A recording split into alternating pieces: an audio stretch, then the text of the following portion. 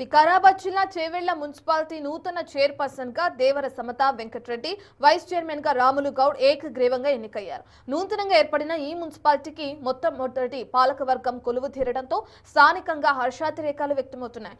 ఈ సందర్భంగా తనపై నమ్మకంతో ఈ బాధ్యతను అప్పగించిన చేవెళ్ల ప్రజలకు, కాంగ్రెస్ పార్టీ నాయకులకు, కార్యకర్తలకు ధన్యవాదాలు తెలిపారు చైర్పర్సన్ సమత.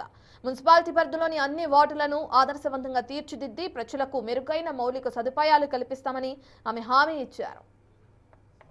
శాసనం ద్వారా ఏర్పాటు చేయబడిన భారత రాజ్యాంగం పట్ల నిజమైన నమ్మకము మరియు విధేయత చూపుతానని మరియు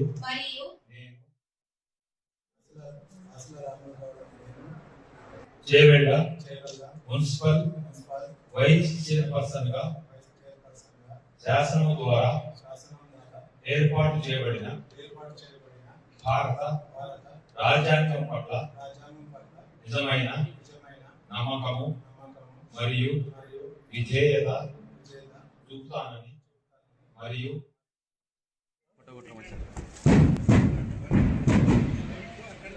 ప్రయాణించుకోవడానికి అవకాశం లేదు కనుక